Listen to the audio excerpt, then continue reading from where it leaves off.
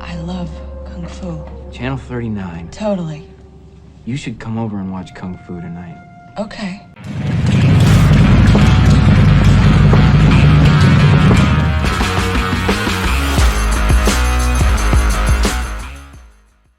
Now, I can remember growing up, I did take Taekwondo for a little while, a couple of years. I was young. I was probably in, third or fourth grade or something like that.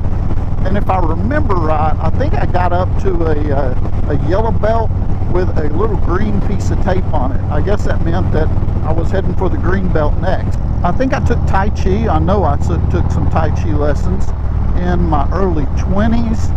And that was neat. And then I started studying with a friend of mine who, he's kind of an expert in all areas of martial arts. And we studied grappling, we studied, stand-up fighting and that type of thing. And we all got pretty disciplined with it for a couple of years at least. You guys remember UFC 1?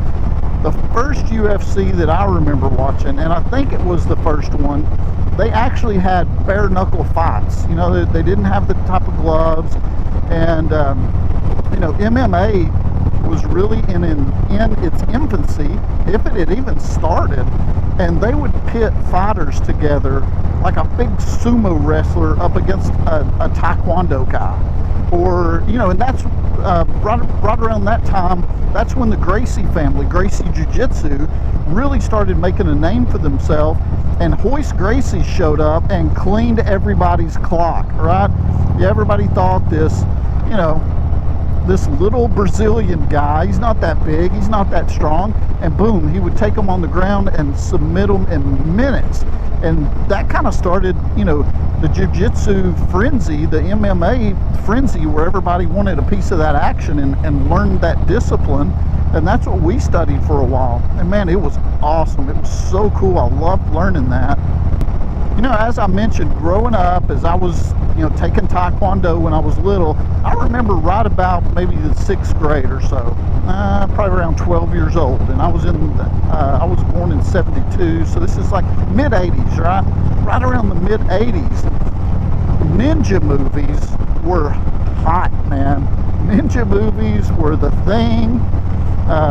There were so many good ones, like Revenge of the Ninja. There was one I remember where, some lady gets possessed by an old dead ninja and goes around whipping everybody. Those movies were so good. And on top of that, this is one of the things that I cannot believe. My wife and I were discussing this, is that in the town that I grew up, in Eastridge, Tennessee, where I grew up, right there on the main road, there was this store, and the store was called Ninja. And inside there, you could buy, no age restriction, okay?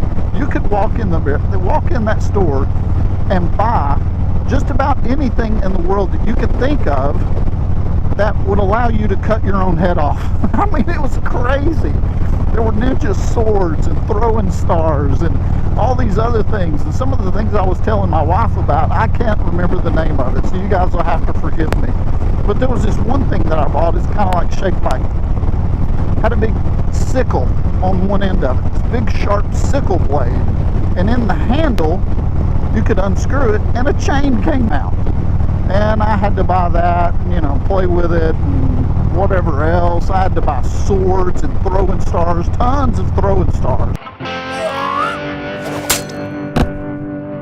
Throwing stars never not worked in a movie, and they work every time. You have to take the guard out silently. Let me tell you what I would sound like if I got hit with a throwing star. What the f? And I remember we would go around back of the place I used to live, and we had a little board set up, me and the neighborhood kids, and man, we would throw I absolutely cannot believe that somebody didn't lose an eye or a limb or a finger or something. But we didn't. We made it out unscathed. I cannot believe that. But it brings back such good memories, those type of things. I absolutely love it. I remembered something else I wanted to share with you guys. I can remember being a young kid going to my first karate tournament that I ever went to. Again, I had to have been maybe in 3rd or 4th grade or something like that. And watching these people, you know, fight and spar and the point system and all that, and it was a lot of fun. I do remember that. I remember so clearly, there was this other little boy. He had a pair of these padded nunchucks. You know, they were like with a plastic center, but they had this padding all around them.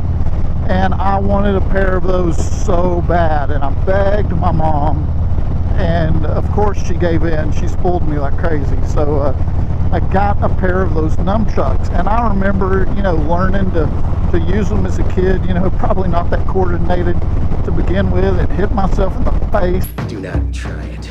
Don't try it. Don't try it.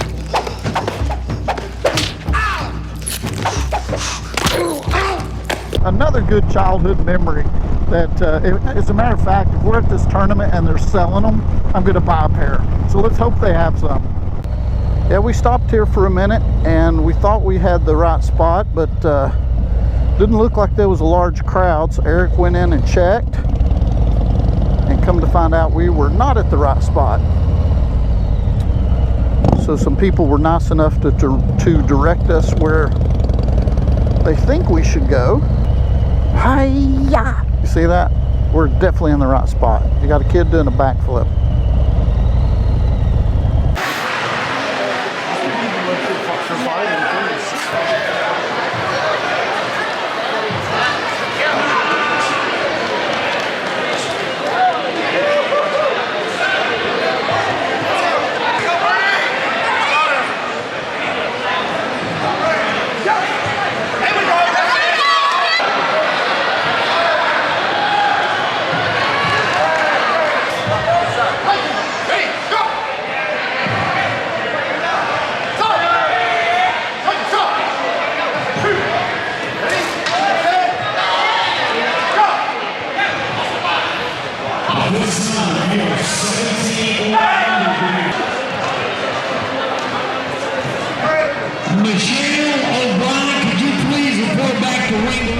Well, that has been a fun-filled afternoon of karate. In all seriousness, those guys are extremely disciplined in what they do, and I can absolutely and totally respect all the years and years of training that some of those guys and gals have poured into that. So I get it, I respect it, and I think it's pretty freaking awesome.